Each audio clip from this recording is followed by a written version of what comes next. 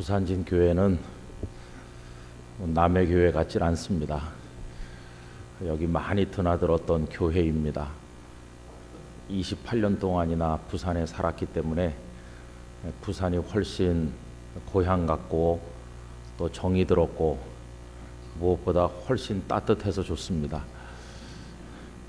부족한 사람을 부산진 교회에서 불러주셔서 오늘 저녁에 말씀의 교제를 여러분들과 함께 나눌 수 있게 된 것을 기쁘게 생각하고, 이 모든 일은 사람의 결정에 의해서 된 것이 아니라 하나님의 계획 아래서 이루어지는 것이라고 믿습니다. 그렇다고 한다면 또 하나님께서 우리에게 주시는 은혜가 있을 것이라고 믿습니다.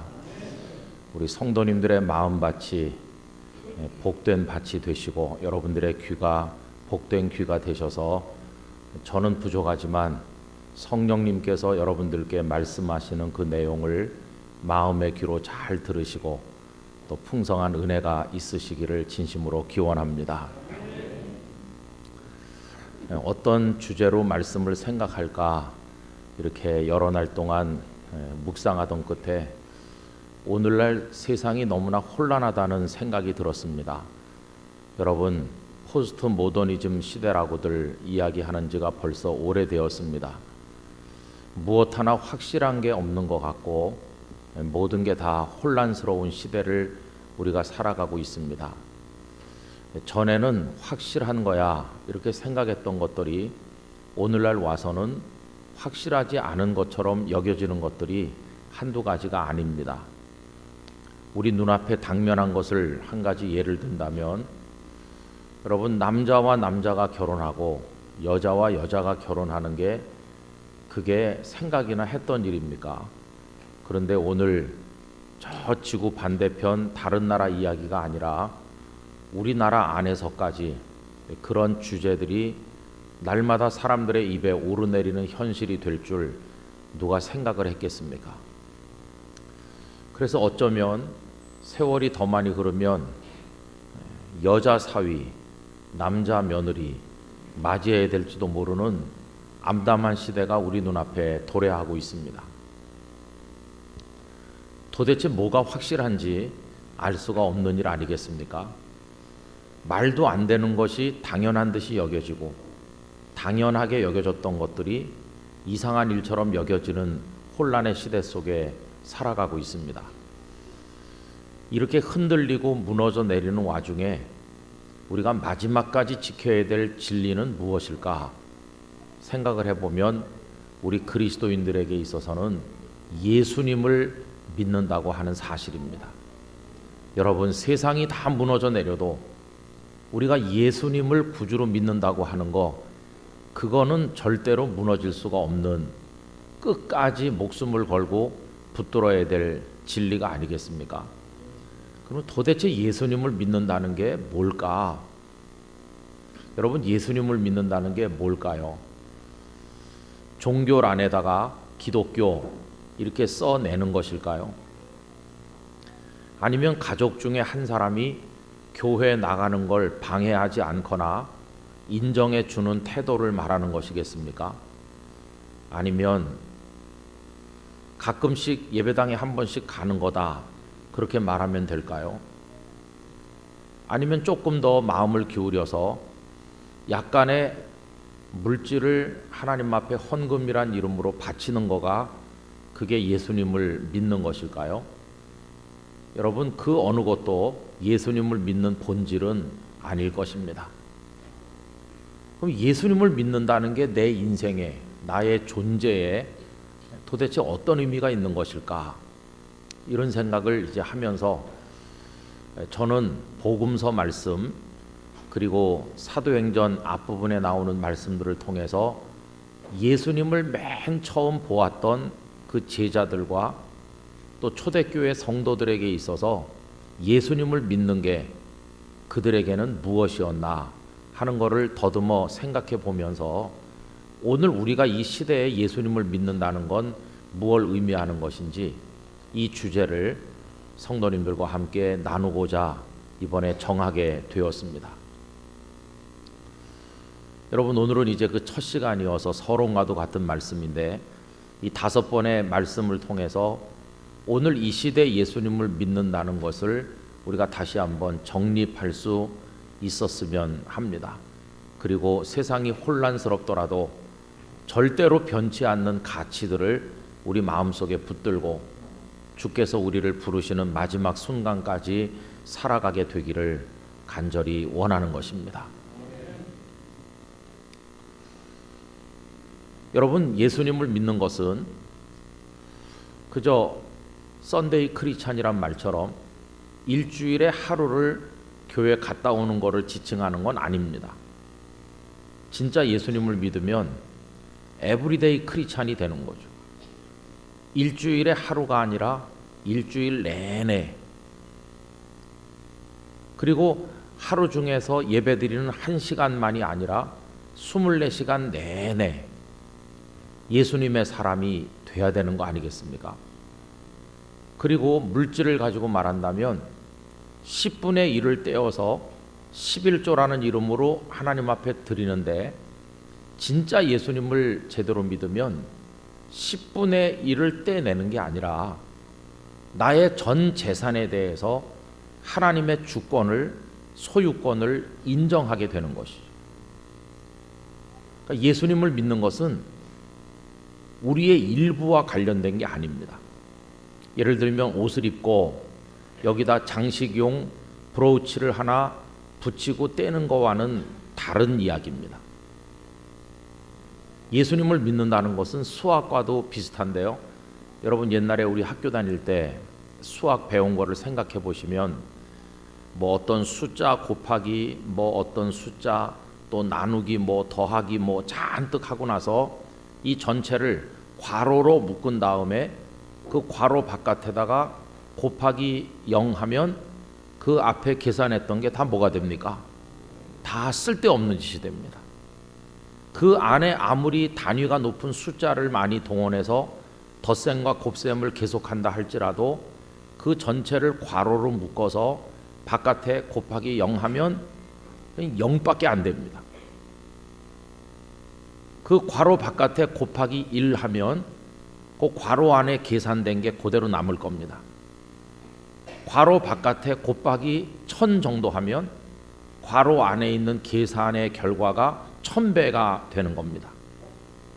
그러니까 괄호 안에 있는 게 아무리 많고 아무리 대단해도 괄호 바깥에 있는 게 뭐냐에 따라서 그 안에 있는 게 0이 될 수도 있는 것이고 대단한 것이 될 수도 있는 거죠. 그 괄호 바깥에 있는 게 뭔지 그게 결정적으로 중요한 것처럼, 여러분, 예수님은 내가 돈을 벌고 학교를 다니고 무슨 사업을 해서 뭘 하고 어느 자리에 취임을 하고 어떤 사람과 결혼을 하고 자녀를 며칠 낳고 그 자녀가 뭐가 되고 안 되고 하는 우리 인생사에 일어나는 그 모든 것이 그 괄호 안에 있는 것과 같아서 그 바깥에 있는 거에 의해서 다 결정된다는 것입니다. 그 괄호 안을 들여다보면 어떤 사람은 공부를 잘합니다. 어떤 사람은 때가 됐을 때 멋진 배우자를 만나 결혼합니다. 그리고 사업이 활짝 열려서 돈을 많이 법니다. 사회적으로 인정을 받습니다. 그러면서 아주 유명한 사람이 됩니다. 그런데 괄호 바깥에 곱하기 0 하면 괄호 안에 있는 게 다 0이 되는 것처럼 그 괄호 바깥에 있는 게 뭔가가 너무나도 중요한 것처럼, 여러분, 예수님은 우리들의 인생에 있어서 괄호 바깥에 있는 그 숫자와 같으신 분이십니다. 우리의 전 생애를 결정짓고 우리의 전 생애를 움직이시는 분이 예수님이십니다. 브로치 뗐다 붙였다 하는 브로치 같은 존재가 아니시라는 것입니다.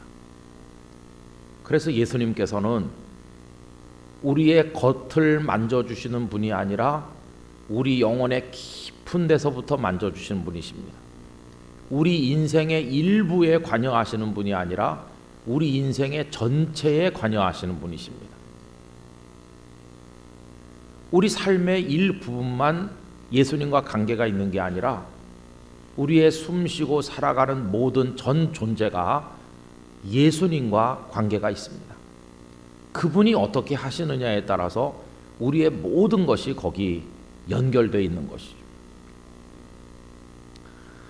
여러분, 그 복음서의 제자들과 초대교회 성도들을 중심으로 더듬어 살펴본다고 할 때 우리가 제일 먼저 생각해 볼 수 있는 분들은 예수님의 제자들이십니다. 그 중에서도 베드로, 안드레, 야고보, 요한 가장 많이 등장하는 제자들을 생각을 해보십시오. 이들이 어떻게 예수님을 따라 나섰는지 그 과정을 한번 생각을 해보시기 바랍니다. 만약에 우리가 그 시대 그 제자들과 같은 시대 그 같은 지역에서 함께 살았다면 나는 예수님을 따라 나갈 수 있었을까? 이런 생각을 해보면 여러분, 예수님의 제자들은 대단한 결단력을 가진 분들이라고 생각이 들지 않으세요? 그들의 결단을 성경은 뭐라고 말했느냐 하면 배와 그물을 버려두고 이렇게 말씀합니다. 예수님께서 갈릴리 바닷가를 거니시면서 사람 낚는 어부가 되게 하겠다고 한마디 하시자 그들은 배와 그물을 버려두고 떠난다는 겁니다. 하루 정도 따라갔다 오는 게 아닙니다. 여전히 어부로 종사하면서 가끔씩 아르바이트 하듯이 예수님을 따라가는 게 아닙니다. 예수님에게 왔다 갔다 하는 게 그냥 어쩌다 한번 가는 취미 생활이 아니었습니다. 배와 그물을 버려두고라는 것 속에는 자신의 지금까지 해왔던 인생의 모든 것을 버리고 그런 뜻 아니겠어요? 그럼 그들에게 예수님이 어떤 존재였길래 그렇게 하고 모든 걸 그분께 걸 수 있었을까? 오늘날 교회에 드나드는 많은 이들 가운데서 버려두고 예수님을 따르라고 요구한다면 몇 사람이나 그렇게 할 수 있다고 생각되십니까? 우리들은요, 그래도 내 가정이 있고 내가 사업을 하고 내가 어떤 직업에서 열매를 맺고 성취를 이루고 나의 삶이라는 게 있는 거죠. 나의 삶의 영역. 근데 나의 삶의 영역이 구축이 돼 있는데 그 중에 일부를 예수님과 이렇게 만나는 겁니다. 일주일에 자투리 시간 조금을 동원해서 예배라는 이름으로 예배당에 갔다 오면서 나 예수 알아. 나 예수랑 관계가 있는 사람이야. 나 예수 믿어. 이렇게 하는 거죠. 그러다가 만약에 예수님께서 버려두고 따르라 그러면 돌아서겠죠. 예수가 뭔데? 그러겠죠. 내 삶을 왜 망가뜨리려고 하는가? 그러면서 예수님을 잘라내겠죠. 우리는 무게 중심을 이 나의 삶에다가 두고 예수님은 붙였다 뗐다 하는 장식품 정도로 생각할 때가 많다는 겁니다. 그런데 이걸 다 버려두고 그분을 따라 나설 수 있었을까? 이렇게 생각하면 이 제자들이 생각하는 예수님은 우리가 생각하는 예수님하고는 좀 다른 거 아닐까요? 그런데 더 놀라운 사실은 그 예수님께서 황금마차를 타고 수천 수만의 기병을 거느리면서 날 따라오면 이런 영광을 누리게 해주겠다, 이렇게 무지갯빛 약속을 하신 게 아니거든요. 허름하게 입으셨습니다. 이사야 53장의 말씀대로 하면 그는 고운 모양도 없고 풍채도 없어서 사람들에게 멸시를 받았다고 되어 있습니다. 볼품없는 저 나사렛의 시골뜨기 같은 모습으로, 남루한 모습으로 등장하셔서 사람 낚는 어부 되게 해주겠다. 그런데 그들은 뭘 보고 따라 나섰을까? 이게 거의 미스테리에 가까운 이상한 이야기입니다. 그들이 예수님을 따를 때 그 예수님을 믿으며 따라가는 그거하고 오늘 우리가 이 시대 살면서 예수님을 믿는다고 하는 것을 같은 수준에 놓고 말할 수 있을까? 그래서 여러분, 우리는 예수님을 믿는다고 말은 하지만 그분들하고 비교해 보면 여러 가지 면에 차이가 있다는 사실을 인정하지 않을 수가 없는 것이죠. 그럼 여러분, 배와 그물을 버려두고 따라 나설 때에 그 제자들이 대단하다, 이렇게 지금 말씀드린 건데, 그러나 그거보다 더 대단한 장면이 있습니다. 왜냐하면 이분들이 다 버려두고 따라 나서긴 했지만 중간중간 그들의 문제점을 노출하고 있지 않습니까? 예를 들면 이런 것입니다. 예수님께서 그들과 함께 예루살렘으로 올라가시던 어느 날 길가에서 그들이 논쟁을 벌였습니다. 그 논쟁의 주제는 이겁니다. 그 12명 중에서 누가 크냐 하는 논쟁을 벌이는 겁니다. 여러분, 그 가시는 길이 어떤 길이었습니까? 예수님 예루살렘으로 가시고 계시는 건데, 예루살렘으로 가시는 목적은 커지시기 위해서, 높아지시기 위해서 가시는 길이 아니라 저 아래로 내려가시기 위해서 가시는 길이었습니다. 여리고를 통과해서 예루살렘까지 가시는데, 여러분, 그 길은, 여리고는 해발 마이너스 300m쯤 되고 예루살렘은 플러스 700~800m쯤 됩니다. 해발 고도가. 그러니까 여리고에서 예루살렘까지 가는 높이는 대략 한 1000m에서 1100m 정도 고도를 올라가야 되는 그 정도가 됩니다.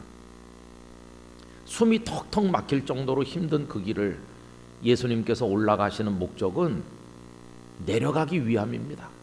얼마나 역설입니까? 당신의 몸은 언덕을 올라서 점점 높은 곳으로 이렇게 오르시는데, 육체는 점점 높은 곳으로 올라가고 계시는데 실제로는 내려가기 위해서 가시는 길이었죠. 그리고 빌립보서 2장 5절 이하가 언급하고 있는 것처럼 너희 안에 이 마음을 품으라 곧 그리스도 예수의 마음이니 라고 하면서 그 이하에 보면 당신 자신을 비우셨고 낮아지셔서 종의 모양으로 나타나셨고 죽기까지 복종하셨다. 예수님은 저 밑에까지 내려가셨습니다. 그런데 함께 가는 제자들은 누가 크냐 이런 논쟁을 벌이지 않았습니까? 더군다나 더 가관이었던 것은 세베대의 어머니가 와서 야고보와 요한 자기의 두 아들을 예루살렘에 올라가시거든 한 사람은 오른쪽에 한 사람은 왼쪽에 앉게 해달라고 이야기하지 않습니까? 높은 자리에. 이게 어머니의 소원이고 그 아들들의 소원이었습니다. 그런데 여러분, 그 대목을 성경에서 읽어보면 나머지 10명의 제자들은 어떤 태도를 보였을까요? 그 어머니가 오셔서 아들을 오른쪽 왼쪽에 앉게 해달라고 이야기하는 걸 옆에서 보고 있던 나머지 10명의 제자들이 그걸 보고 분이 여겼다 이렇게 나와 있어요. 여러분, 오른쪽 왼쪽에 앉는 거 내가 먼저 말하려고 그랬는데 저 녀석들이 어머니까지 동원해서 선술치네 이렇게 생각하는 겁니다. 그 12명이 생각이 똑같아요. 이거 보면 배와 그물을 버려두고 따를 때의 제자들하고 누가 더 크냐고 하면서 오른쪽 왼쪽에 앉고 싶어 할 때 제자들하고 조금 안 맞는 것 같지 않습니까? 그래서 저는 이런 중간 결론이 가능하다고 생각하는 것입니다. 배와 그물을 버려두고 따를 때 우리가 생각해도 이해가 안 될 정도의 결단력을 가지고 다 버리고 따르는 건데, 그때 그 동기가 순수하지 못했다는 결론에 도달한다는 겁니다. 배와 그물을 버려두고 따를 때는 다분히 배와 그물을 버려둘 만한, 그리고 따라갈 만한 가치가 있다. 저분을 따라다니면 여기서 고기 잡아서 얻는 것에 수천 배 수만 배 수익을 얻을 수 있고, 저분을 따라다니면 여기서 어부하는 것보다 내 인생에 획기적인 전환이 올 거다. 그런 계산이 다분히 있었을 가능성이 있다는 겁니다. 계산된 하나의 전략이었을지도 모르겠다 하는 것이죠. 나중에 그들이 보이고 있는 그 실망스러운 태도를 볼 때 배와 그물을 버릴 때는 우리가 생각하는 것만큼 순수한 게 아니었었다. 다분히 계산적인 전략이었다. 그분의 능력과 엄청난 말씀을 보니까 저분 정도의 능력을 가진 거라면 획기적인 뭔가를 하실 것이고 어쩌면 왕이 되실지도 모른다는 친밀한 계산이 있어서 이 배와 그물쯤이야 이렇게 한 게 아닐까. 그런데 그분이 왕이 되시기는커녕 십자가에 끌려 올라가시게 되는 상황이 되니까 우리가 판단착오였다. 이분 따라다니면 한 자리 할 줄 알았는데 우리가 평생에 큰 실수를 한 거다. 그때 배와 그물을 버리고 따르지 않았어야 되는데 그저 갈릴리 어부로 살았어야 되는데 지나간 3년 세월이 헛수고가 되는구나, 이런 후회를 하지 않았겠어요. 그러다 결국은 겟세마네 동산에서 그분이 잡혀가시는 걸 보는 순간 그동안의 자신들의 노력이 물거품이 되는 것을 깨달으면서 다 자기 살 길 찾아서 흩어져 나가는 것이고, 그나마 의리가 있었던 베드로는 가야바 법정에까지 따라가긴 했지만 계집 아이 앞에서까지도 나 저 사람 모른다고, 그것도 3번이나 말하는 치명적인 실수를 저지르지 않았습니까? 이거 보면 제자들은 처음부터 훌륭했던 건 아니라는 걸 알 수 있어요.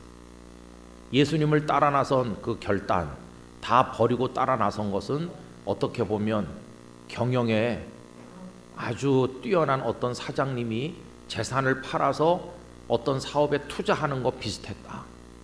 더 큰 수익이 눈에 보이니까 집까지 팔아서 투자하는 사람과 비슷했다. 그런데 3년 이후에 결산을 해보니까 생각했던 소득을 얻기는커녕 오히려 팔아놓은 집까지 날아가게 생겼다. 그래서 땅을 치고 후회하면서 그 사업을 정리하는 사람처럼 그들은 정리하고 예수님 다 버리고 떠나서 다시 디베랴 바닷가로 와서 다시 업으로 돌아가지 않았습니까? 그게 요한복음 21장에 고기 잡는 그들의 이야기가 나오죠. 그때까지만 해도 이 제자들은 예수님을 열심히 따르긴 했는데 예수님은 그들의 영혼 깊은 데까지 들어가신 건 아니었다는 사실을 짐작해 볼 수 있다는 겁니다. 오늘 예배당에 드나드는 많은 이들 가운데서 여러 단계에 머물러 있는 사람들이 있겠죠. 어떤 사람은 관망하는 사람이 있을 겁니다. 마치 예수님께서 가버나움으로 이사를 오셔서 사시면서 메시아 사역을 시작하시는데 나사렛에서 성장하신 예수님께서 가버나움에 이사 오신 이야기가 마태복음 4장에 나옵니다.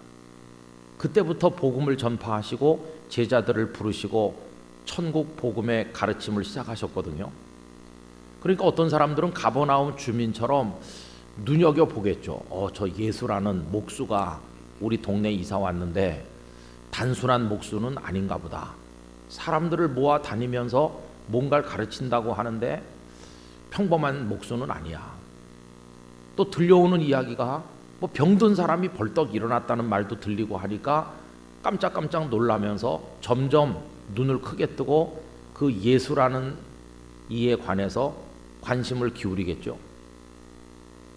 그러면서 계산을 많이 하겠죠. 나도 이 하는 일 그만두고 저분을 따라다니는 게 유리하지 않을까 계산하는 사람들이 얼마나 많았겠어요. 그러다가 어떤 사람 한 사람이 결단을 하는 거죠. 나도 저 예수를 따라야 되겠어.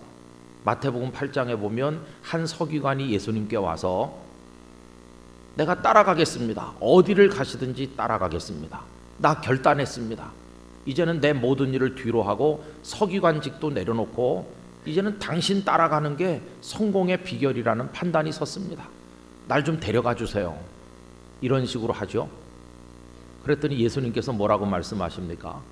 야, 고맙다. 너같이 유력한 서기관쯤 되는 사람이 내 제자 중에 한 사람으로 들어오면 나도 어깨가 으쓱하겠어. 어서 오너라. 이렇게 영접하신 게 아닙니다. 예수님께서는 그의 마음속을 다 들여다보시기 때문에 인자는 머리 둘 곳도 없다고 거절하셨습니다. 너 보니까 나 따라오면 호강할 줄 아는가 본데 나 따라오면 노숙해야 된다. 이렇게 거절하시는 거죠. 오늘날도 많은 교회 안에 있는 이들이 예수님을 그 정도로 생각하죠. 내 인생에 유리할까?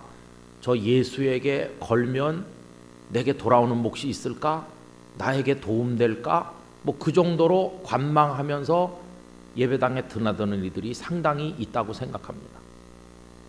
아직까지는 예수님을 믿는 사람이라고 말할 수 없는 단계입니다. 그리고 어떤 이들은 조금 더 진전이 돼서 제자들처럼 배와 그물을 버리고 따르는 이들도 있다고 생각합니다. 남들이 옆에서 보면 대단한 결단이다.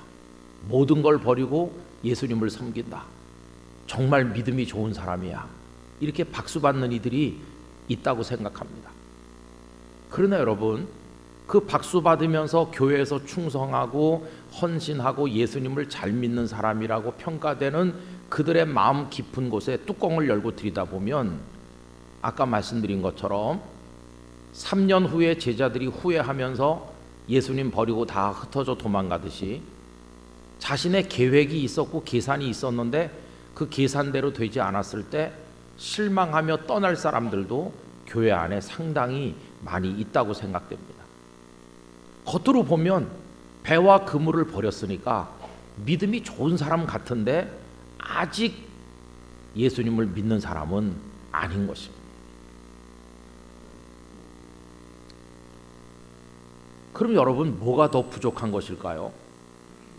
이 제자들의 모습을 계속 추적해 보면 알 수 있죠. 이 제자들이 그렇게 계산에 빠르고 자기 중심적이고 분리하면 도망가고 조금 위험하니까 모른다고 말하면서 도망갔던 그런 사람들이었는데 얼마간의 시간이 지난 다음에 그들은 180도 바뀌어 있습니다. 어떤 사람으로 바뀌었냐 하면 더 이상 도망가지 않는 사람이 되어 있었습니다. 더 이상 두려워하지 않는 사람이 되어 있었습니다. 예수님과 같은 편이라고 불려도 두려워하긴커녕 자랑스러워하는 사람으로 바뀌어져 있었습니다. 그러면서 그들과 그들에게서 배운 제자들은 기꺼이 로마의 원형 경기장에 섰습니다. 로마 역사가 타키투스의 기록에 의하면 그는 상당히 객관적이고 공정하게 기록했다고 생각이 드는데 네로 당시에 기독교인들이 핍박받은 이유를 적어 내려가면서 그들은 로마에 방화를 했거나 사회 혼란을 야기시켰기 때문에 죽은 게 아니라고 쓰고 있습니다. 이 타키투스는 오히려 이유 없이 네로와 백성들이 그들을 미워했기 때문이라고 기록하고 있습니다. 억울한 희생이라는 걸 이 역사가의 눈으로 보고 있는 것이죠. 그러면서 그들은 십자가에 매달린 채 네로의 횃불이 되었다. 십자가에다 기독교인들을 매달아 놓고 밑에서 불을 붙여서 사람이 타는 그 불빛에 그들은 만찬을 즐겼다고 합니다. 얼마나 잔인합니까? 네로의 핍박은 유명한 거 아니겠어요? 그런데 기독교인들이 그런 핍박을 받으면서도 예수님을 버리지 않았다는 것입니다. 여러분, 야고보 사도는 사도행전 12장에 목이 잘려져서 최초의 제자들 중에서는 첫 순교자가 되셨고, 그 전에 사도는 아니었지만 스데반 집사님이 7장에서 돌팔매질 당하셔서 순교하신 이야기가 나옵니다. 그 이후에 제자들은 다 거꾸로 십자가에 매달린 베드로, X자형 십자가에 매달렸다고 전해지는 안드레 뭐 등등 해서 그 제자들은 다 순교자가 됐습니다. 배와 그물을 버려두고 따를 때 대단해 보였는데 그것이 계산에 불과했다고 하는 게 3년 후에 증명이 되고 예수님 버리고 도망갔던 그들이었는데 얼마의 시간이 더 지난 다음에는 더 이상 계산하지 않는 사람으로 예수님이라고 하는 존재 앞에서 자신들의 생명을 다 던질 수 있는 사람으로 그들은 180도 바뀌어져 있었다는 것입니다. 여러분, 그 단계에 도달했을 때 우리들은 그들이 예수님을 믿었다 이렇게 말할 수가 있다는 것입니다. 여러분, 이렇게 말해놓고 보면 오늘 우리들은 어디쯤 있는 것일까요? 저는 오늘 이 말씀을 통해서 우리 자신의 믿음의 그 단계 혹은 위치, 우리 영적 좌표 이거를 점검해 보길 원하는데요. 내가 아직도 저분을 따르는 게 유리한가 불리한가 계산하는 단계에 있다면 아직 나는 예수님을 믿는 사람이 아닌 것입니다. 그저 7일 중에 하루, 그 중에서 또 1시간 정도 예배 갔다 오는 걸로 예수님을 믿는 모든 게 다 채워진다고 생각하고 있다면 아직 아닌 것입니다. 한 발은 예배당 안에 놓고 한 발은 바깥에 내 삶의 영역 속에 깊이 담그고 언제든지 발 뺄 준비를 하고 있다면 아직 예수님을 믿는 사람은 아닌 것입니다. 최초의 크리스찬들이었던 그 제자들, 최초의 그 믿음의 사람들이었던 예루살렘 교회 그 성도들, 그들이 예수님을 믿는 것은 예수님을 위해서 배와 그물 정도가 아니라 인생의 모든 걸 갖다 걸어도 아깝지도 않고 두렵지도 않은 단계에 그들은 도달해 있었습니다. 그걸 예수님을 믿는다, 이렇게 말한 것입니다. 그러니까 여러분, 그분들이 예수님을 믿는 거하고 오늘 우리가 예수님을 믿는다고 하는 거는 너무나 다르지 않습니다. 우리가 실망하는 이유는 이겁니다. 늘 강단에 서서 설교까지 하는 목사임에도 불구하고 교회 중요한 일들을 결정하고 교회 어른으로 존경받는 중직자들이라고 하면서도 결정적인 순간에 발 빼는 사람이 너무나 많고 여전히 아직도 계산하고 있고, 그런 모습들을 볼 때 예수님을 믿는 사람이 아니야.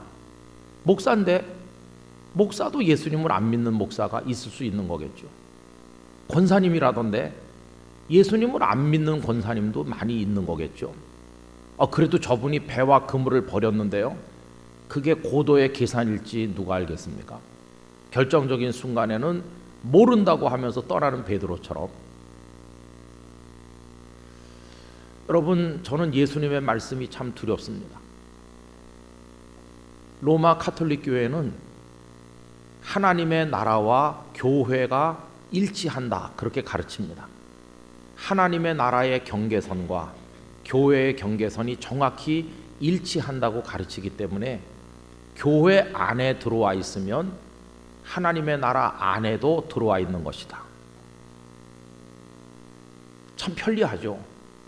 그래서 태어나서 유아 세례 받고 교회 안에 드나들고 교회가 시키는 대로 잘 하면서 교회 안에 머물러 있으면 이 사람은 하나님 나라 안에 있는 사람, 구원받은 사람으로 인정이 되었습니다.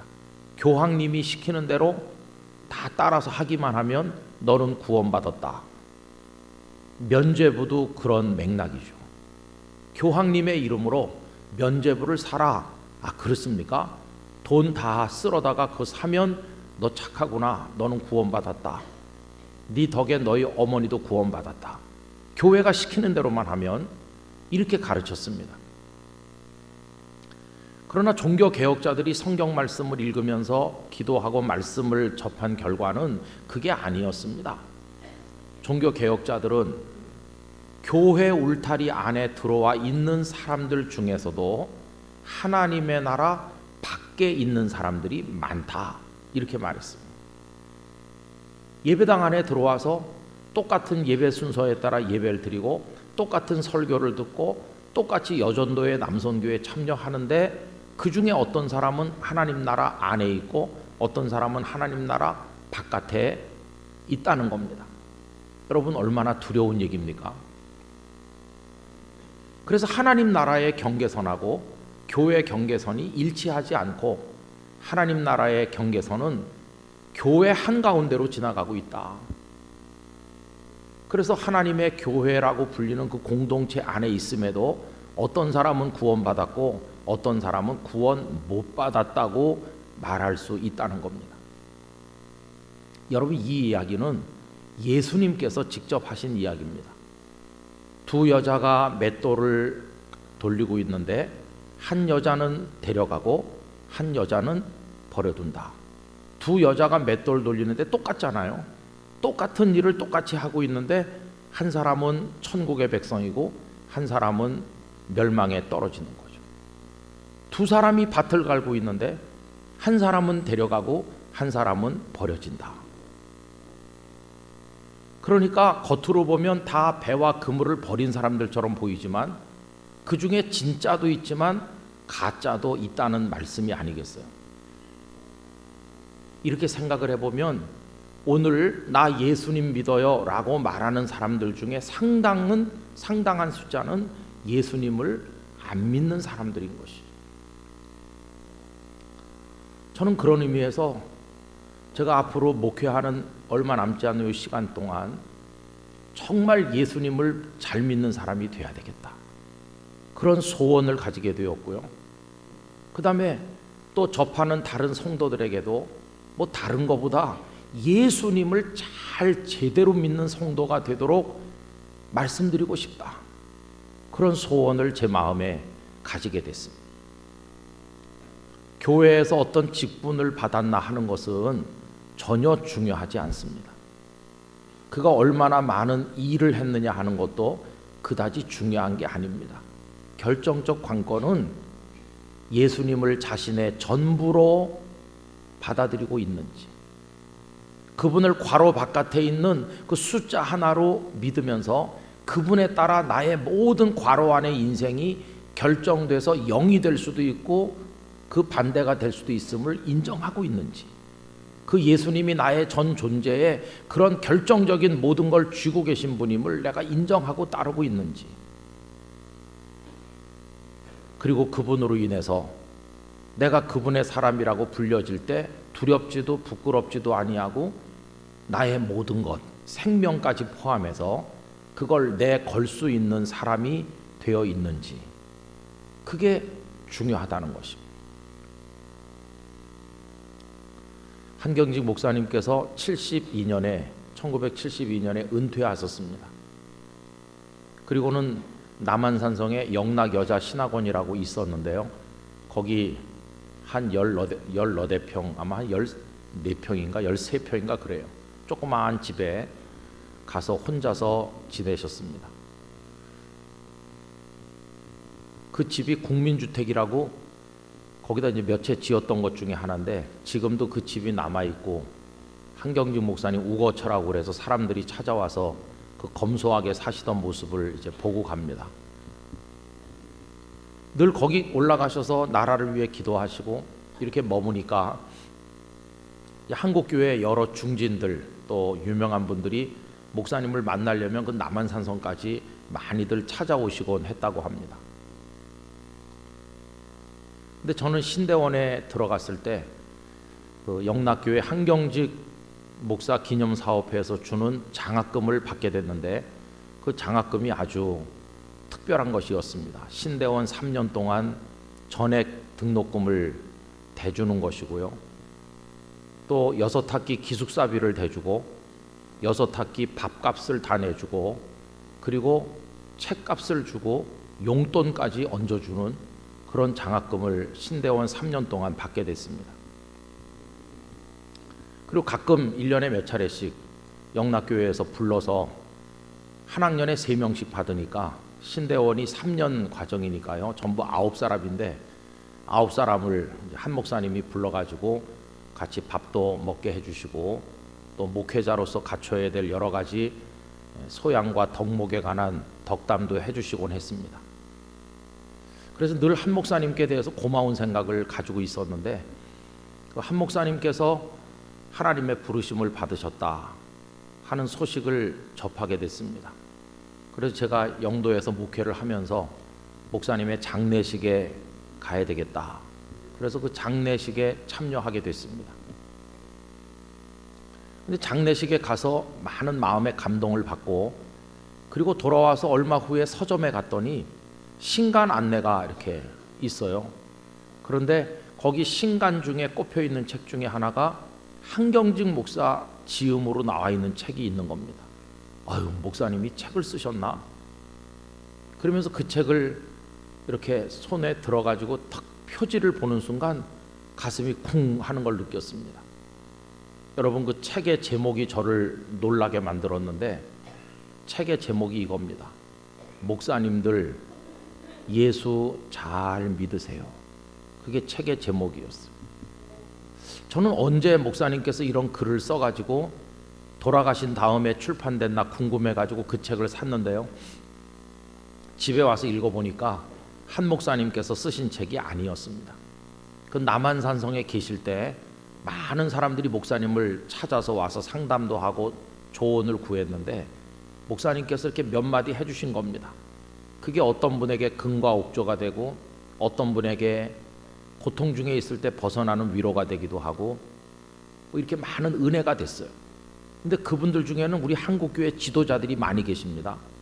이제 그분들이 내가 한 목사님으로부터 이런 가르침을 받았습니다. 잊을 수 없는 내 평생의 고귀한 가르침이었습니다 라고 하면서 그분들이 쓰신 글이에요. 그분들이 몇 줄씩 또 몇 페이지씩 쓰셔서 그걸 모아가지고 한경직 목사님의 저술인 것처럼 출판이 된 거죠. 근데 그걸 읽어 내려가다 보니까 한경직 목사님 세대가 은퇴하시고 그 다음 세대 한국 교계 어른들 뭐 누구누구 유명한 분들 많지 않습니까? 초교파적으로 유명한 분들이 총회장을 다 지내고 그러신 분들이 한경직 목사님을 찾아갔다는 것입니다. 가서 목사님, 우리 한국교회가 여러 가지 어려운 숙제들을 안고 있는데 목사님께서 우리들에게 조언을 좀 해주시고 갈 바를 좀 알려주시면 좋겠습니다. 이렇게 하니까 그 다 총회장까지 지내신 각 교단의 어른들이 찾아오셨는데 그럼 무슨 말씀을 하는 게 어울리겠습니까? 목사님께서 내가 볼 때 교회 전도 정책은 어떻게 하고 국가와의 관계는 이렇게 하고 사회적인 봉사는 이렇게 하고 그 골치 아픈 문제는 이렇게 풀면 좋겠어요. 이런 현안에 관한 말씀을 하셔야 맞는 거 아닙니까? 그런데 한 목사님은 그날 딱 한마디 하셨답니다. 그게 바로 그겁니다. 책 표지에 나온 거. 다 평생 목회했고 총회장까지 지내신 그 원로급의 교계 지도자들을 향해서 고참 목사님이 던지신 말씀은 목사님들 예수 잘 믿으세요 하는 거였습니다. 총회장이 되는 것도 교단과 교계 일을 살피는 것도 다 중요하겠지만 가장 중요한 것은 예수님을 잘 믿는 겁니다. 그 얘기를 해드린 것이었어. 그게 그날 찾아 올라갔던 어떤 목사님의 가슴에 비수처럼 꼽혀서 당신을 돌아보게 됐다는 겁니다. 내가 목사 됐다. 그런데 예수님을 믿는 목사인가? 내가 총회장도 했는데 예수님을 믿는 사람인가? 내가 명성을 높이는 목사가 됐는데 예수님을 믿기는 믿는 건가? 이런 반성을 하게 됐다는 겁니다. 여러분, 예수 잘 믿으세요 라고 하는 그 명제가 어떻습니까? 우리는 전도할 때 예수 믿으세요 라고 합니다. 그러나 그 목사님은 그 두 단어 사이에 한 글자를 집어넣어서 잘 믿으세요 라고 했습니다. 왜요? 우리는 예수 믿는 게 쉽다고 생각합니다. 일주일에 한 번 왔다 가면 되는 거다. 가끔 11조 내면 되는 거다. 그러다 보면 집사도 되고 뭐 그러면 믿는 거지. 우린 너무 쉽게 생각하는데 아까 말씀드린 제자들의 경우를 보면 예수님을 제대로 믿기까지는 모든 걸 걸지 않으면 안 되는 과정이 있었다는 것입니다. 생명까지 거는 과정이 있었다는 겁니다. 그러고 나서야 예수님을 믿는다라고 말할 수 있는 것이었다면 오늘 우리 자신을 두고 생각해 볼 때 나는 정말 예수님을 제대로 믿는 사람인가? 이렇게 질문해 보면 성도 여러분, 우린 뭐라고 대답을 할 수가 있을까요? 우리를 착각으로 몰고 가는 것들은 여러 가지 있습니다. 우선 우린 교회 생활에 익숙합니다. 교회를 한 5년, 10년, 15년, 20년 다니면 교회가 어떻게 돌아가는지 잘 압니다. 교회 제도, 교회 조직, 그 교회 어떤 분위기, 그 교회를 구성하고 있는 누구 그 교회의 어떤 속살 같은 거를 다 알지요. 근데 교회에 관해서 많이 아는 걸 우리는 예수님을 믿는 것과 동일시하는 실수를 합니다. 교회를 아무리 많이 알아도 그게 예수님을 믿는 건 아님에도 불구하고 착각을 하는 겁니다. 또 더 무서운 착각은 예수님에 관해서 많이 알면 그게 예수님을 믿는 것으로 생각하는 경우가 있습니다. 베들레헴에서 나셨고 30살쯤부터 공생애를 시작하셨고 이러이러한 제자들을 불러서 저런 일을 하셨고 이런 일을 하셨고 그분은 이런 말씀도 하셨지, 성경 퀴즈식 지식을 많이 알고 있는 거죠. 성경 퀴즈 하면 늘 상타고 성경을 몇 번 읽었다고 말하죠. 그러면 우린 예수님을 잘 믿는다고 착각을 하는 것이죠. 근데 여러분, 예수님을 잘 믿는 건 그거와는 좀 차원이 다른 것입니다. 예수님을 믿는 것은요, 우리의 모든 걸 거기 걸 수 있는 사람이 되는 걸 말하는 것입니다.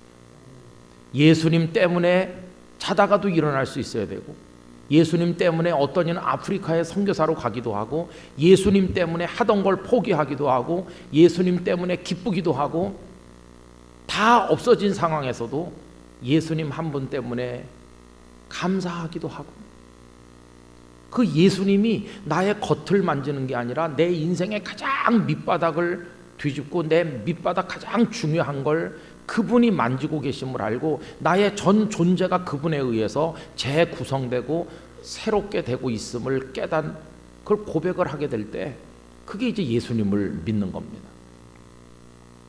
그래서 여러분, 예수님은 우리의 전부이십니다. 우리의 모든 것 되십니다. 그분 없으면 우린 0입니다. 그분이 없어도 수천만 가지 중에 하나가 빠진 것이 아니라 그 나머지가 다 제로로 돌아가는 것입니다. 그분이 있으면 다른 게 다 없어도 우린 다 가진 사람보다 더 행복한 사람이 되는 겁니다. 그걸 구약적 맥락에서 고백한 분이 하박국 선지자이시죠. 성도님들이 좋아하는 말씀 아닙니까? 하박국 3장 끝에 가보면 아무것도 없어요. 외양간에 소도 없죠. 무화과 나무, 포도나무, 열매도 없고 소출도 없고 아무것도 없어요. 그러나 구원의 하나님으로 인하여 즐거워하리로다. 다 없지만 하나님 한 분, 그분 때문에 즐거워한다는 하박국의 고백은 오늘 우리가 말씀드리는 것과 같은 맥락이 아니겠습니까?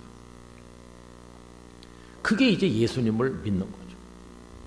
부산진교회 성도 여러분, 예수님 때문에 그 나머지 모든 게 결정되는 인생을 사시게 되기를 바랍니다. 그게 진짜입니다. 아무리 하기 싫은 일이라 해도 예수님 때문에 일어나서 하게 될 때, 아, 저 사람은 예수님을 믿는 사람이네. 아무리 화가 나고 손해를 많이 봐서 당장 그 사람을 고발하든지 하고 싶어도 예수님 때문에 그 모든 걸 내려놓을 수 있다면 이제 그 사람 마음속에 믿음이 있다고 말할 수 있는 것이죠. 지난 주일 예배를 드리고 이제 일부 예배가 끝난 다음에 뒤에 서서 나가는 성도들과 악수를 하고 있었습니다. 지난 주일이네요. 2주 전이네요. 근데 늘 일부 예배 오시는 남자 교우가 계시는데 그분이 매주 이렇게 악수를 해서 얼굴이 좀 낯익습니다. 근데 그분이 나가시다 말고 멈춰 서요. 그러더니 목사님 바쁘지만 이것 좀 봐주세요. 그러면서 주머니 속에서 뭘 꺼내가지고 이렇게 보여주는데 하얀 봉투 속에 들어있는 그 내용은 놀랍게도 누구를 고소하는 고소장이었습니다. 고소장을 작성해가지고 가지고 다니면서 이제 월요일이 되면 이걸 갖다 접수하려고 합니다. 근데 그분이 그걸 왜 꺼냈을까요? 그분이 그걸 꺼내서 목사님 이거 너무너무 억울한 일을 당했기 때문에 내가 고소하려고, 고소장이에요. 그런데요, 오늘 일부 예배 드리는 동안에 예수님이 원치 않으신다는 걸 알게 됐습니다. 그래서 이거 찢어요. 여러분, 저는 그분의 마음속에 그 예수님 때문에 찢는 거라고 이해했습니다. 예수님만 아니라면 당장 가서 접수시켜가지고 법적 절차를 진행해야 되는데 억울한 일을 그렇게 당했다고 하면서 그거 찢을 수 있는 것은 딱 하나의 이유 때문이죠. 예수님 때문에. 아, 이분이 예수님으로 인해 그 인생이 영향을 받기 시작했구나. 예수님으로 인해서 억울하지만은 참을 수 있을 만큼 그 존재에 예수님이 스며들고 있구나. 여러분, 그렇게 변화돼 가는 게 그게 예수님을 믿는 겁니다. 오늘 우리는 교회 다니는 사람은 많이 만날 수 있는데 예수님으로 인해서 존재의 밑바닥까지 영향을 받고 예수님으로 인해서 일어나기도 하고 앉기도 하고 그런 예수님으로 인한 삶을 살아가려고 몸부림치는 사람 쉽게 찾아볼 수 없다고 생각합니다. 그러니까 주여 주여 하는 사람은 많지만 구원에 이르는 믿음을 가진 사람은 찾아보기가 어려워지는 게 아니겠습니까? 초대교회 아무 조직도 없었습니다. 제자들이 예수님을 따라 나설 때 예배당이 있길 하나요? 무슨 교리집이 있길 하나요? 노회가 있나요? 총회가 있나요? 무슨 교회 직분이 있나요? 그냥 어느 날 자신들의 인생 앞에 나타난 초라한 어떤 선생님을 다 버리고 따라다니는데, 물론 그분이 능력 있는 거 보고 능력에 반했겠지만 나중에는 그나마 다 포기하지 않았습니까? 그분께 뭘 기대하기는커녕 그들은 생명까지 내놓는 사람으로 완전히 바뀌었죠. 만약에 가버나움에 사는 어떤 주민이 그 얘기를 들었다고 생각해 보십시오. 옛날에 여기 살면서 저 갈릴리에서 고기 잡던 그 야고보라고 있잖아. 있었죠, 그 야고보. 그 사람이 그 예수라는 선생을 따라다닌다던데. 글쎄 말이야. 그러더니 지금 어떻게 됐는지 아는가? 그 야고보가 얼마 전에 목이 잘려서 죽었던 거. 그 소식이 전해졌을 때 가버나움 사람들이 뭐라고 말했을까요? 미쳐도 단단히 미친 거야. 예수 따라다니다 인생이 그게 뭐냐 이러지 않았겠어요. 그런데 그분들은 그 길을 걸어갈 수 있는 사람들이 된 것이죠. 그게 예수님을 믿는 사람들이었어요. 로마 시대 때 성도들도 마찬가지였습니다. 그들이 감옥에 갇히고 채찍에 맞고 끌려가고 그럴 때 누가 안전장치를 마련해 주는 사람 아무도 없었어요. 그들에게 있어서 예수님은 도대체 어떤 분이길래 그 예수님을 위해서 모든 걸 일주일에 하루가 아니라 일주일 전체를, 하루에 1시간이 아니라 24시간 전체를, 물질의 일부가 아니라 물질 전체를, 인생의 일부가 아니라 생명까지 전체를 그분께 다 걸 수 있었을까? 이게 신비로운 거 아닙니까? 저는 부산진교회 성도님들 또 여기 있는 우리 모두가 바로 그런 식으로 예수님을 참 믿는 사람이 되기를 간절히 원하는 것입니다. 만약에 예수님께서 그들에게 날 따라다니면 훌륭한 기업을 하나씩 주겠다든지 장관 자리를 주겠다든지 그런 걸로 그들을 유혹한 게 아니라는 거 우리 알지 않습니까? 그래서 그런 건 아니죠. 그럼 도대체 그들이 그분께 뭘 얻었길래, 주께서 그들에게 주신 게 도대체 뭐길래 모든 걸 걸 수 있었을까? 처음엔 그렇게 계산적이고 따지는 게 많고 버리고 도망가고 했던 그들이 단순히 의리 때문에 그렇게 할 수 있다고 생각하십니까? 단지 그분과 맺은 정 때문에 배신하지 못해서 십자가에 죽은 것일까요? 그게 아니거든요. 거기 뭔가가 있거든요. 예수님께서 그들에게 주신 뭔가가 있는데 그게 너무너무 크고 결정적이기 때문에 생명까지 내놓으면서도 포기할 수 없는 그 무엇이 있는 거 아닙니까? 거기 명백한 몇 가지가 있어요.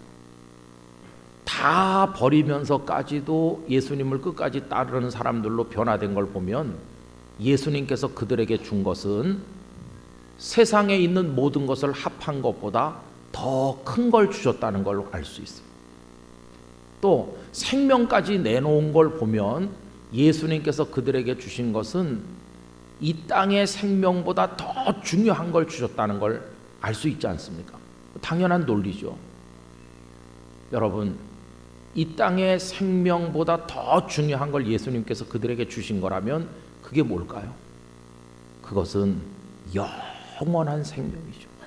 영원한 생명. 이 땅의 생명은 불과 몇십 년에 끝납니다.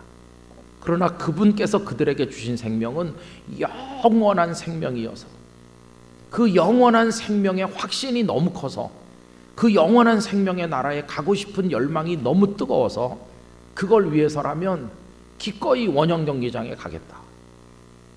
이게 그분들이 예수님을 믿는 방식이었던 것이죠. 여러분, 그걸 보여주는 말씀이 성경 전체의 요절이라고 하는 오늘 읽은 요한복음 3장 16절인 것입니다. 예수님을 믿을 때 그들에게 그분이 주신 게 도대체 뭘까? 다 버리고 생명까지 버리고도 그분을 버리지 않게 만들어주는 그 무언가를 주셨는데 그게 도대체 뭐냐 했을 때 여기 딱 나와 있습니다. 하나님이 세상을 사랑하셔서 독생자 아드님을 주셨는데 그분을 믿으면 뭘 어떻게 해주십니까? 멸망치 않고 영생을 얻게 하신다고 약속되어 있어요. 멸망에서 영생으로 옮겨지는 은혜를 그들에게 주신 것입니다. 여러분, 예수님을 믿음으로 얻는 최고의 축복은 다른 게 아니라 멸망해야 마땅한 우리가 영생으로 가는 것입니다. 멸망은 저 지옥 음부에 떨어지는 것인데 영생은 하나님의 빛나는 나라로 올려지는 것입니다. 그래서 오늘 말씀의 제목을 예수님을 믿는다는 것은 저 아래에서 위로 올라가는 것이다. 올려지는 것이죠. 우리 스스로 올라가는 게 아니고 그분의 은혜로 인하여 올려지는 것이죠. 근데 그게 너무나 큰 은혜이기 때문에 그 은혜를 주신 것을 생각하면 나의 모든 인생을 거기다 쏟아부어도 내 생명까지 갖다 바쳐도 두렵지도 않고 아깝지도 않다. 이걸 깨닫게 되기까지 그게 이제 진짜 믿음을 가지는 사람이 되는 것이죠. 여러분, 우리가 떨어져야 될 저 음부는 얼마나 비극적인지 아십니까? 제가 요양병원에 신방을 간 적이 있었는데요. 그래서 제가 만날 성도님을 위해서 기도를 하고 돌아서려고 하는데 거기 일하시는 간호사님이 아유 목사님 오신 김에 저 창가에 계신 저 어르신을 좀 위해서 기도 좀 해주고 가세요. 그래서 창가로 가보니까 어떤 점잖게 잘생긴 어르신이 누워 계셔요. 그 간호사님이 설명을 해줬습니다. 이분이 대단한 분이라고 그래요. 재산도 부산에서 손꼽힐 만큼 많은 분이시고요. 교회 장로님이시라고 그러던데요. 보니까 키도 얼마나 크신지 막 침대가 길이가 짧을 정도로 키가 크시더라고요. 이분이 박사학위가 2개나 있는 분이래요. 그러세요? 연세가 얼마나 되셨나요? 90이 좀 넘었어요. 90이 넘으신 모 교회 장로님이시고 재산이 많은 분이시고 공부도 많이 하셨고 자녀들도 잘된 사람들도 많다고 그래요. 그런 분이 거기 창가에 누워 계세요. 저는 그날 잊을 수가 없습니다. 세상에서 그 정도 성공하기 어렵거든요. 소문난 부자에 박사학위를 2개씩 가지셨고 자손들도 잘 됐고 교회 장로님이시고 야 이분은 정말 성공했어 이렇게 보여지는데 그분에게 남아있는 게 뭔가 보니까 너무나 마음 아팠습니다. 그분에게 남아있는 것은 그 각 티슈 한 2통이 그 머리맡에 있고 그분의 이름이 적혀있는 빨대가 꽂힌 플라스틱 물병이 그 머리맡에 있고 누가 갖다 놨는지 모르겠는데 배지밀 음료수가 한 반쯤 남은 게 한 통 거기 있고요. 그리고 그분이 걸친 건 그 환자복일 뿐이죠. 당신의 패션에 따라서 호불호에 따라서 전에는 옷장에서 이 옷 입을까 저 옷 입을까 이렇게 골라 입으셨겠지만 이젠 선택의 여지도 없이 그나마 그 옷도 본인이 벗고 입을 수가 없어요. 수족이 잘 움직여지지 않으셔서 거기 섬기는 분들이 이 어르신 등치가 너무 크시기 때문에 옷 한번 갈아입히려면 여러 사람이 달라붙어야 된다고. 씻는 것도 힘들고 입는 것도 힘들고 누가 떠서 입에 넣어주지 않으면 잡수실 수도 없고 그분의 마지막 모습을 보니까요. 그게 다 우리들의 모습이라는 걸 깨닫게 됐습니다. 이런 단계를 거치지 않고 자는 듯이 하나님 나라 가면 얼마나 좋을까 그런 소원이 저절로 생기더라고요. 근데 요양병원에 얼마나 그런 분들이 많으세요. 여러분, 그게 다 우리의 마지막 모습이에요. 멸망해야 될 존재들이 겪는 고통은 그런 것입니다. 아담과 하와 이후로 너는 흙이니 흙으로 돌아가라는 하나님의 진노 이후로 모든 사람은 다 사망의 고통 아래 놓여 있지 않습니까? 그리고 사망도 그냥 오늘 촛불 꺼지듯 팍 죽는 사망이 아니라 5년 10년 동안 사망에 이르기까지의 과정의 고통이 얼마나 힘들고 어려운지, 나 혼자 겪는 고통이 아니고 가족들도 같이 고통받으면서 한 사람의 생애가 마무리되는 과정이 얼마나 힘이 듭니까? 여러분, 우린 다 아무리 부인하고 싶지만 저도 그렇고 성도님들도 그렇고 우린 다 유통기한이 있습니다. 우유는 생산할 때 유통기한을 찍어서 내보냈고 우리는 찍어서 내보내지 않았을 뿐이지 다 유통기한이 있습니다. 여러분, 그거 인정하십니까? 우리 다 유통기한이 있어요. 그걸 하나님께서 여기다 찍어서 보내셨더라면 무슨 일이 벌어졌을까? 선 볼 때 제일 먼저 보는 거, 뭐 잘생겼어 못생겼어 이런 건 하나도 중요하지 않고요, 제일 먼저 눈길 가는 게 유통기한부터 보일 거 아니겠어요? 아니면 그 보이기 흉하니까 팔뚝 안에 숨겨가지고 이 속에 있으면 선보는 남녀가 만나서 얘기할 때 유통기한이 언제까지냐고 물어보지 않겠어요? 그렇게 선볼 때 의외로 인기 있는 사람은 누굴까요? 유통기한 오래 남은 사람 의외로 인기가 없을지도 모릅니다.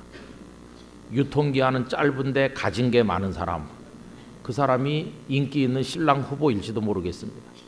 해괴망측한 일이 많이 벌어지겠죠.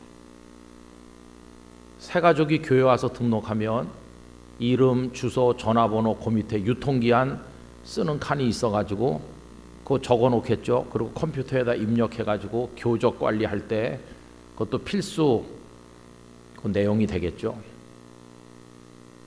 지금은 주보에 광고란에 돌아가신 분 이름이 나옵니다. 지나간 주간에 별세하신 분. 근데 만약에 유통기한을 미리 알 수 있다면 금주에 돌아가실 분 이렇게 해가지고 주보에 나오겠죠. 참 세상이 희한한 세상이 될 겁니다. 그리고 주일 오후에 찬양 예배 끝나면 뭐 오후 5시쯤 이번 주에 가실 분들을 위한 송별 예배가 지하 소예배실에서 있겠습니다. 가족들 모여가지고 막 울면서 먼저 가라고, 나는 3년 후에 갈게 이러면서 아마 그러면 세상 못 살 것 같아요. 그래서 하나님께서 유통기한을 알려주지 않았을 뿐이지 그날과 그 시를 우린 모르지만 다 있습니다. 그렇게 해가지고 어렵게 인생을 마무리했다 칩시다. 그럼 그걸로 끝인가요? 멸망이라고 하는 단어 속에 들어있는 고통이 얼마나 큰 것인지, 그래서 저 지옥 음부에 떨어져 그 고통을 상징적으로 보여주는 것이 예수님의 비유 속에 부자 거지 나사로 얘기 속에서 그 부자가 얼마나 그 불못의 고통이 뜨거운지, 나사로가 아브라함의 품에 안겨 있는 것을 보고 손가락 끝에 물 찍어서 한 방울만 좀 혀를 시원케 해달라.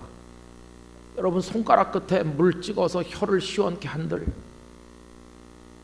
그게 얼마나 처절한 얘기입니까? 근데 그 이야기를 말씀하신 분이 예수님이시잖아요. 그 지옥의 멸망의 고통이라는 게 얼마나 큰지 우리가 그걸 느끼지 않고 인정하지 않아서 그렇지 우린 다 그런 존재입니다. 허물과 죄로 앞으로 죽을 존재가 아니라 이미 죽었던 이미 확정 판결 나 있는 그런 우리인데, 그런 우리를 하나님께서 세상을 사랑하셔서 독생자를 보내주셨는데 그분을 믿으면 그런 비참한 멸망에 떨어졌던 저 밑바닥에 있는 우리를 쑥 올려주셔서 영생을 얻게 하려 하심이라. 얼마나 놀랍습니까? 여러분, 예수님을 믿는다는 건 저 아래서 저 위로 올려지는 것입니다. 그 올려지는 게 은혜입니다. 그 은혜를 그분이 주시는 겁니다.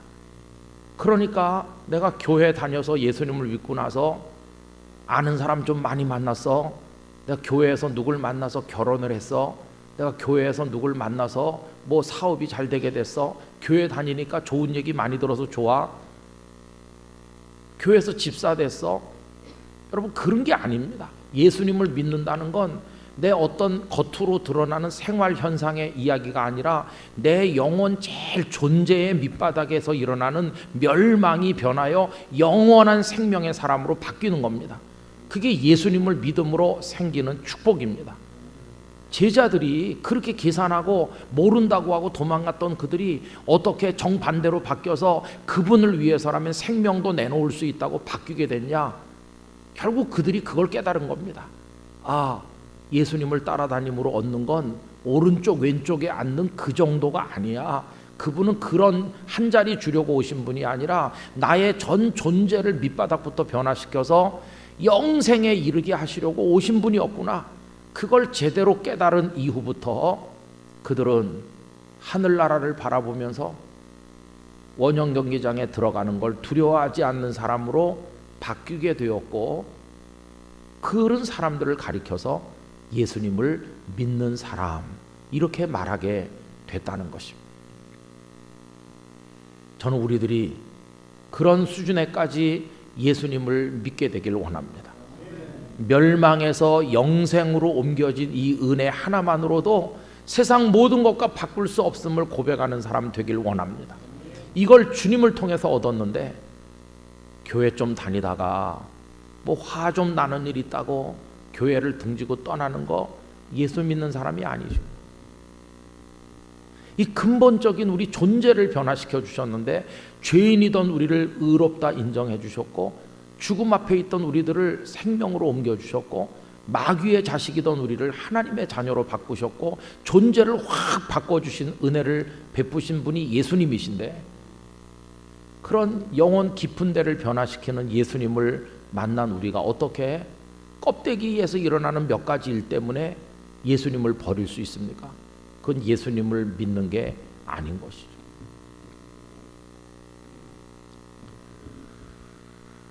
우리 중에 누가 완벽하게 예수님을 믿는다고 말할 수 있는 사람은 없겠지만, 우리가 이런 이야기를 통해서 예수님을 믿는다는 게 뭔가를 이렇게 설정해 놓고 오늘날처럼 확실한 게 하나도 없는 세상에 살지만, 나는 그 예수님을 그렇게 믿겠어.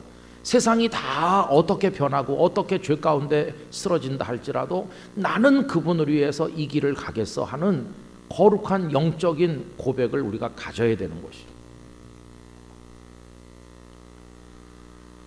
여기 우리 땅끝교회 성도님들도 계십니다마는, 저는 원래 서울에서 태어났습니다. 참 저희 아버님 얘기를 하면은, 저희 아버님은 불쌍한 분이시죠. 평양이 고향이신데, 저희 아버님이 이제 하늘나라 가신 지가 만 5년 됐습니다. 그때 돌아가실 때가 100살이셨는데요. 우리 땅끝교회 성도들의 뜨거운 사랑 가운데 위로받고 장례를 했습니다. 근데 그 아버님이 불쌍하다는 건 이런 겁니다. 그분이 태어나셨을 때 우리 할아버지가 20살에 저희 아버님을 낳았습니다. 그리고 22살에 아들 하나를 더 낳아서 저희 아버님이 동생이 하나 생겼습니다. 그런데 24살에 할아버지가 돌아가셨습니다. 갑자기 온 마을에 도는 전염병. 그러니까 저희 아버님의 할머니죠, 할머니께서 그 며느리를 불러가지고, 며느리는 이제 20 조금 넘었는데, 얘야, 내 아들이 24살에 죽고 너는 생가부가 됐구나. 너 이제 겨우 20살 조금 넘었는데 이 어린 것들 둘 데리고 어떻게 살겠니? 내가 교회 다니면서 성경 말씀을 배웠는데, 나옴이라는 여자가 아들들 죽은 다음에 며느리들을 친정에 보냈다고 그러더라. 그 증조 할머니는 평양신학교를 세우신 사무엘 마페 선교사에게 세례를 받고 예수님을 믿으신 분이거든요. 그래서 나도 너를 친정에 보내려고 그런다. 애 둘 다 데리고 갈 수 없으니까 큰 애는 내가 키울 테니까 작은 녀석은 네가 데리고 가서 친정에 살다가 좋은 남자 만나서 재혼해서 새 출발하도록 해라. 이래가지고 며느리를 친정으로 보냈다는 겁니다. 그러니까 동생하고 어머니가 가버린 거죠. 그러니까 저희 아버님은 아버지도 돌아가신 데다가 엄마도 가버렸으니까 엄마도 없게 됐어요. 할아버지 할머니 밑에서 크는데 할머니는 세례받고 열심히 교회 가지만 할아버지는 긴 곰방대 물고 서당 훈장하면서 교회는 왜 다니느냐 이런 분이었어요. 신학문 배울 필요도 없고 나한테 한문 배우면 된다. 저희 아버님은 할아버지 때문에 학교 문턱에 구경도 못한 분이죠. 학교를 단 하루도 다닌 적이 없어요. 저희 아버님. 할아버지 앞에 무릎 꿇고 친구들은 학교 가는데 저희 아버님은 하늘천 따지 배우면서 서당에서 그렇게 있었는데 그것도 조금 배우는 어느 날 그 할아버지마저 돌아가신 겁니다. 그러니까 달랑 남은 건 할머니하고 제 아버님하고 남은 거죠. 서당 훈장에서 근근히 입에 풀칠하면서 가난하게 사셨는데 갑자기 그냥 알거지가 된 겁니다. 유일한 수입원이 끊겼어요. 그리고 나니까 이제는 식사를 해결하는 것도 어려워지고 저희 아버님은 10여 세부터 온 동네 허드렛일 다 하고 친구들은 공부하는데 저희 아버님은 온 동네 머슴같이 일하고 험한 일을 너무 많이 하셔서 할머니랑 먹고 살기 위해서 고생을 너무 많이 하셨어요. 그때 15살 됐을 때 소원은 어서 빨리 나도 땅 한 평 가지면 좋겠다. 내 이름으로 된 내 땅이 있으면 좋겠다.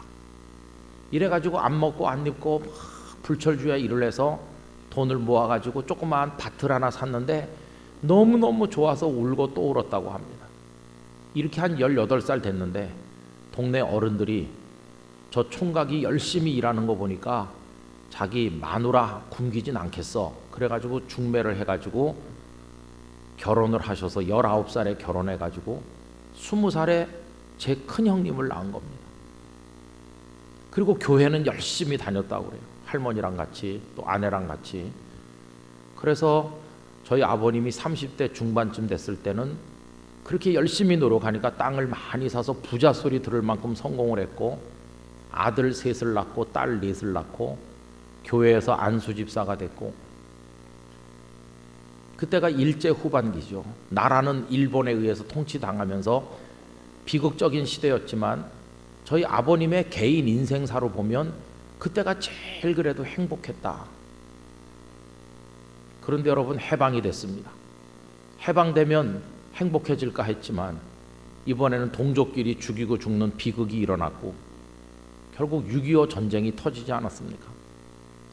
그런데 저희 아버님은 가족들은 평양에 있고 잠깐 아버님은 무슨 일로 인해 떠나 있다가 유엔군 국군 갑자기 후퇴하는 일사후퇴를 맞이한 거죠.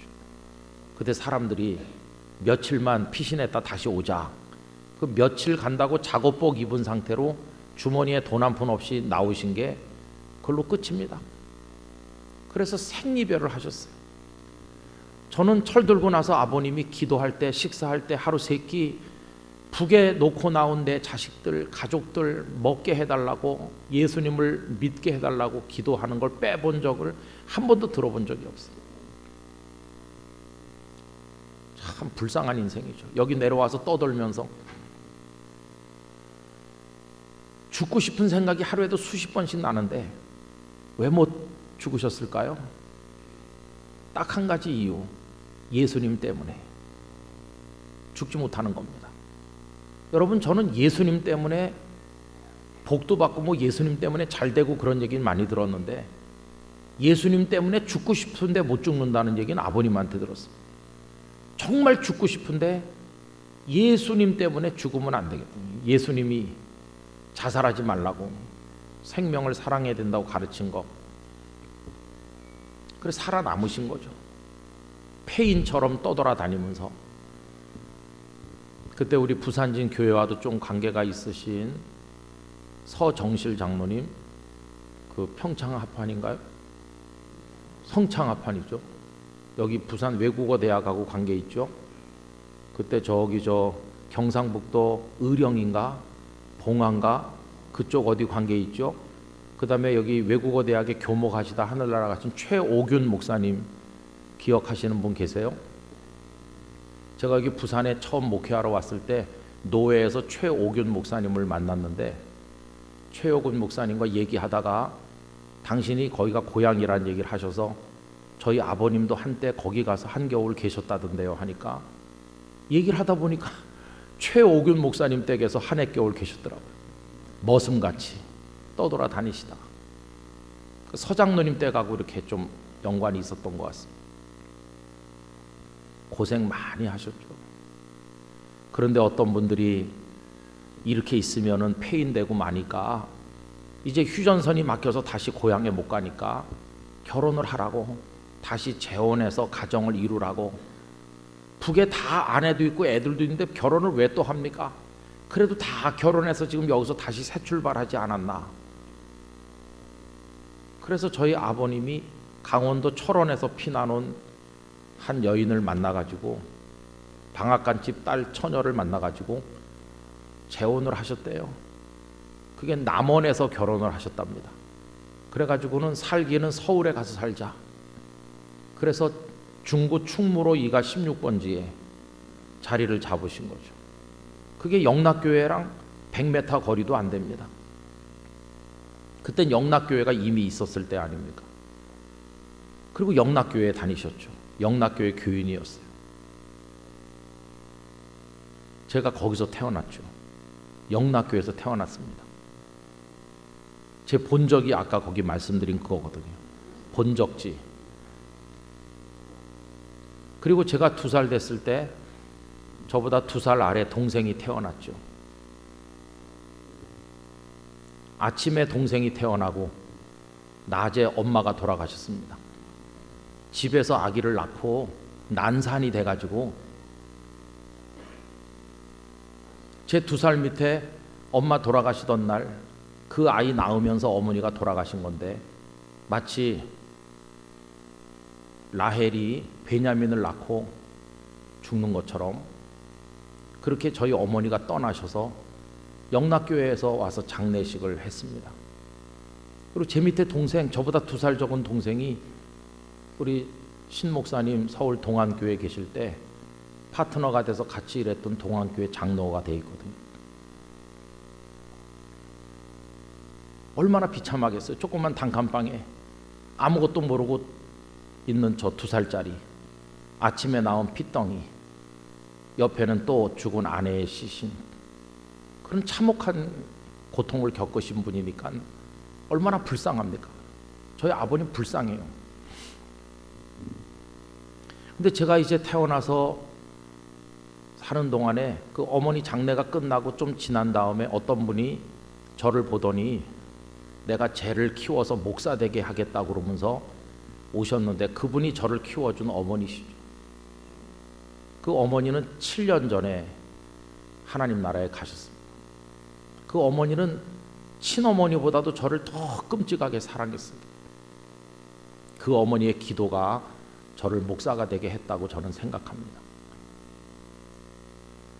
근데 그러면서 저희 가정은 서울에서 세 식구가 살았습니다. 그러면서 제가 이제 철이 들어가는데 아버님과 이렇게 얘기를 하는 거죠. 아버지는 그렇게 어려운 세월 많이 겪으셨는데 그렇게 죽고 싶고 할 때 어떻게 죽지 않고 살아남으셨어요? 대답은 아까 말씀드린 대로 예수님 때문에. 그러다가 그 예수님 때문에가 저희 아버님에게 얼마나 중요한 인생의 핵심 요소인지를 제가 깨닫는 날이 왔습니다. 제가 서울의 어느 교회에서 부목사로 있는데 안수받은 지도 한 2년밖에 안 돼서 새파랗게 젊은 32살밖에 안 된 목사인데요. 우리 땅끝 교회 전신이 이름이 영도중앙교회입니다. 영도중앙교회에서 저를 오라고 부르시는 거예요. 근데 저는 신대원에 들어간 이후로 여러 해 동안 똑같은 기도 하나만 드렸습니다. 제가 선택해서 가지 않게 해주시고 하나님께서 보내주시기 바랍니다. 그리고 어디서 오라고 하든지 제일 먼저 오라고 하는데 가겠습니다. 이렇게 늘 기도했는데 제일 먼저 오라고 하는 데가 영도중앙교회였습니다. 그 연락이 온 것은 89년 한 11월 달쯤 됩니다. 그런데 저는 기도는 수년 동안 했지만 막상 부산 영도에서 오라고 불렀을 때는 거절했습니다. 왜냐하면 첫째, 너무 멀다. 부산까지 대전만 돼도 모를 텐데. 두 번째, 늙은 부모님을 서울에 놔두고 가면 이분들이 아프면 어떡하나, 그런 인간적인 걱정, 뭐 이런 것들이 앞을 가려가지고 장로님들께 못 간다고 말했습니다. 그 장로님들은 이제 다 돌아가셨거나 뭐 그런데요. 그리고는 계속 있는데 그 장로님 한 분이 매일같이 전화했습니다. 목사님, 우리는 모여서 기도하고 있는데 목사님은 마음을 정하고 계십니까? 하루가 멀다 하고 전화를 계속 하시는 거예요. 마음이 참 무겁죠. 왜냐하면 기도 함부로 할 게 못 되는데 기도를 하긴 했죠. 그런데 현실에 이게 맞질 않죠. 그래서 참 딜레마가 커요. 그러면서 1월 달이 지나고 2월이 지나고 이제 구정이 지나서 이렇게 가는데 제가 여러 목사님들에게 자문을 요청했습니다. 제가 모시고 있던 담임 목사님께도, 제가 모시고 있던 담임 목사님께서는 우리 교단의 총회장도 지나셨는데요. 어떻게 해야 됩니까? 김 목사가 뭐하러 부산에 가냐? 너무 멀고 아는 사람도 없고 생면부지의 장소인데 부산은 서울에서 있어라. 한 10여 명의 목사님이 단 한 명도 부산에 가라고 말씀하는 분이 없더라고요. 일치된 의견이 부산에 가지 말라는 거였습니다. 그러다가 제가 이제 애 둘을 데리고, 큰 애는 2살이었고 작은 애는 태어난 지 며칠 안 됐는데 그 아기를 데리고 이제 아버님이 사시는 대구로 갔죠. 아버님이 그때 서울대 캠퍼스 앞에 신림동에 살고 계셨습니다. 가서 애들을 풀어놓고 아버지 어머니 앞에 말씀을 드렸죠. 자세히 말씀 못 드려서 죄송한데 사실은 지난 연말부터 부산에 있는 영도중앙교회에서 저를 오라고 했습니다. 제가 지금 이렇게 한 달, 2달 지나면서 결정을 못하고 있는데 아버지, 이럴 때는 어떻게 해야 되는 겁니까? 어떤 목사님들 만났더니 다 가지 말라고 했습니다. 이렇게 하니까 저희 아버님의 그런 모습은 난생 처음이자 마지막이었습니다. 얼굴이 갑자기 굳어지시더니 아무 말씀도 안 하셨어요. 그러더니 한참 있다가 김 목사, 무릎 꿇고 앉게 그러시는 겁니다. 그래서 엉거주춤 무릎 꿇고 앉았습니다. 그랬더니 아버님의 눈에 어디서 그런 눈물이 있었는지 눈물이 비 오듯이 막 그러시는 거예요. 계속 우시면서 한 10분은 우시는 것 같이 아무 말씀도 안 하시고 계속 우시더니 저는 너무나 당황해서 어쩔 줄 몰랐습니다. 그러더니 이렇게 말씀했습니다. 목사 그만하라고. 이제 목회하지 말고 끝내라고. 여러분, 그날 밤의 모습이 좀 생각나세요? 연상이 되세요? 목회 그만하라시는 거예요.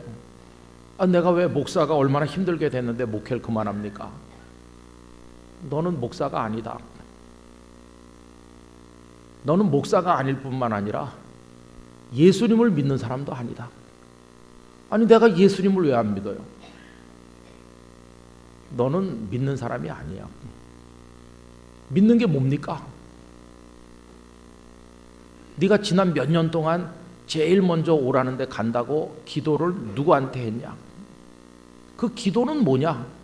그리고 지금 너의 처신은 뭐냐? 네가 정말 주님을 믿는다면 거기서 오라고 하는 그 다음 날 갔어야 되는 거지. 너의 모든 걸 다 그분께 거는 건데 너는 너의 삶의 영역은 그대로 이쪽에 놔두고 예수님께 한 발만 조금 담그고 있다가 지금 얼른 발 빼는 거야. 너는 예수님을 믿는 사람이 아니야. 믿지도 않는 사람이 무슨 목사 노릇을 하느냐? 당장 관둬라.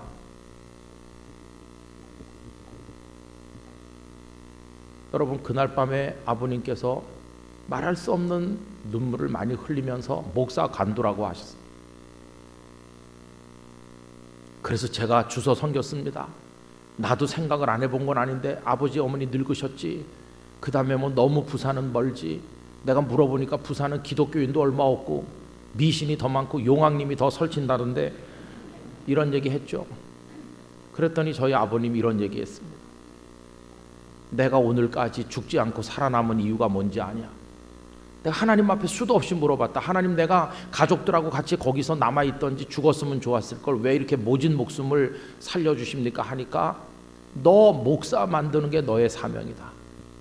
그러니까 네가 목사 된 것은 내 인생하고도 직결되어 있는 거다.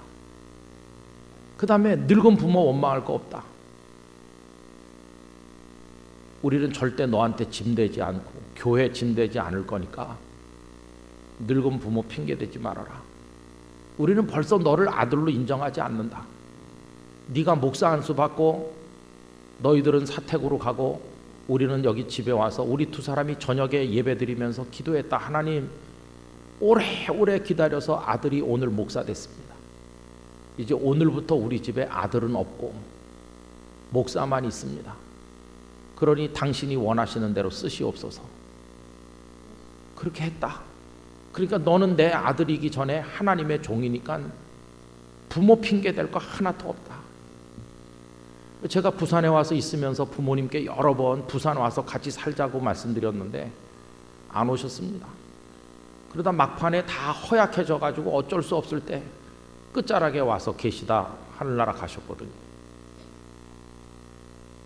저는 그날 다시 사택으로 들어오면서 하나님을 믿는 게 뭔지, 예수님을 믿는 게 뭔지를 다시 배웠습니다. 아, 주님을 믿는 건 다 거기다 거는 거다.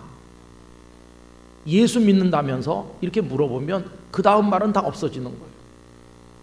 부산 아니야 지구 반대편에 가라고 그래도 주님이 가라고 하면 무조건 가는 게 예수 믿는 거예요. 그런 게 예수님을 믿는 거더라고요. 아버님은 그걸 알고 있는 것이고, 저는 신학교 3년 내내 신학 서적 읽고 교수님들에게 열심히 배웠지만 예수님을 믿는 게 뭐 어떻게 하는 건지를 지식만 조금 배운 거지 배운 게 없어요. 예수님을 믿는 게 뭔가 하는 거를 학교 문턱에도 안 가본 아버님을 통해서 배운 겁니다. 예수님을 믿는다는 건 여러분 엄중한 겁니다. 그렇지만 그 예수님을 그렇게 믿으면 우리에게 주어지는 은혜는 아까 말씀드린 것처럼 더 내려갈래야 내려갈 수 없는 멸망의 밑바닥에서 더 올라갈래야 올라갈 수 없는 영생의 나라에까지 이르는 은혜가 임하는 것입니다. 그게 예수님을 믿는 겁니다. 여러분, 이게 예수님을 믿는 본질이라면 무슨 집사가 되는 거 못 되는 거, 회장이 되고 못 되는 거, 이런 게 뭐가 중요하겠어요? 회의하는데 내 의견이 묵살된 거, 관철된 거, 그런 게 뭐가 중요하겠어요? 그런 거 하나도 중요한 게 아니에요. 오늘 우리들이 그렇게 분노하면서 싸우고 편을 가르고 하는 이슈들이 많이 교계에도 있고 교회에도 있고 그런데 이 본질적인 예수님을 믿는 문제 앞에 갖다 놓으면 그런 것들은 아무것도 아니에요. 우리는 아무것도 아닌 걸 가지고 싸우고 있는 것인데 우리 주님이 보시면 얼마나 안타까우시겠어요.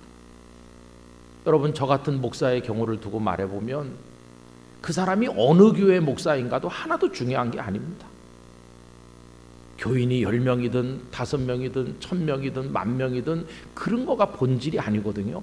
예수님을 믿는 그 자체가 그게 중요한 것이죠.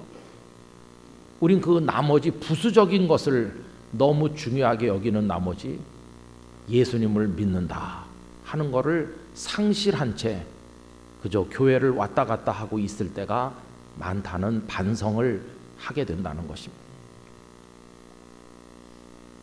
여러분, 오늘 저녁에 오신 분들이 예수님을 믿는다는 이 본질을 붙드시기를 축복합니다. 이걸 붙들면요, 우리의 인생사 어떤 어려움이 생겨도 흔들리지 않을 것입니다. 누구에게 섭섭한 일을 당한다고 분노하는 일은 없을 것입니다. 이 본질을 붙들고 있다면 우린 주님만 바라보지 오른쪽 왼쪽을 보며 일희일비하지 않게 될 것입니다. 그저 묵묵히 그 주님만 믿고 의지하면서 그분이 뭐라고 하시든지 우리의 모든 걸 걸고 따라가는 사람이 될 것입니다. 그게 예수님을 믿는다 하는 것입니다. 그래서 누가 우리에게 너는 왜 그렇게 교회 가서 열심히 충성하느냐 물어보면 예수님을 믿기 때문이라고 말해야 되는 것입니다. 그럼 예수님을 믿는 게 뭐냐고 누가 물어보면서 그래 너 교회에서 한 자리 했냐? 권사 됐냐? 이런 거 물어보면 그거랑 차원이 다른 이야기 아닙니까? 우리가 나누는 이야기는. 여러분, 이 이야기는 주님과 우리 사이에서의 이야기인 것입니다. 주님이 나에게 멸망에서 영생으로 옮기는 은혜를 주셨으므로 이젠 우리도 주님을 향하여 모든 걸 걸고 따라가는 사람이 되는 겁니다. 제자들이 거기에 이르렀기에 그렇게 계산적으로 따랐던 사람들이 나중에는 다 내놓고 한 자리 약속해 주시지 않아도 괜찮습니다. 이 땅에서 오래오래 살게 해주지 않아도 괜찮습니다. 오늘 당장이라도 당신이 원하신다면 나의 모든 걸 내놓고 주님께로 가겠습니다. 이런 사람으로 그들이 확 바뀐 것을 우리가 말씀을 통해서 확인하게 되는 것입니다. 여러분, 이게 예수 믿는 것의 본질이라면 우리 모두 예수님을 잘 믿게 되길 원합니다. 그 사람이 진짜 그리스도인인 것입니다. 부산진 교회 예수님을 그렇게 믿는 이들이 가득히 차게 되길 원합니다. 예수님을 그렇게 믿는 이들이 채워지는 교회, 진짜 교회가 될 줄로 믿습니다. 주님의 눈은 그런 성도, 그런 교회가 어디 없나 하고 찾으시는 것이지 겉으로 규모가 크고 뭐 겉으로 화려하고 이런 거에 주님의 관심이 있는 것은 아닌 것입니다. 정말 주님을 누가 믿나? 오늘 저녁에 이 말씀의 복이 여러분들에게 충만하게 임하시고 여러분 자손 대대로 임하시고 그래서 모두가 영생의 복을 누리고 주님을 참되게 따라가는 우리 모두가 되기를 간절히 기원합니다. 기도하겠습니다. 존귀하신 하나님 아버지, 우리들은 다 예수님을 믿는다고 말합니다. 그러나 저희들이 말하는 예수님을 믿는다는 말은 껍데기에 불과할 때가 많고 형식에 머무를 때가 많습니다. 그것은 계산에 그칠 때가 너무나도 많습니다. 이제 원하옵건대 예수님을 믿는 본질에 대한 깊은 깨달음과 이해를 가지게 하셔서 멸망에서 영생으로 올려주시는 그 은혜를 입은 사람답게 우리의 모든 걸 예수님께 걸고 예수님을 믿게 하여 주시옵소서. 예수님의 이름으로 기도 올리옵나이다. 아멘.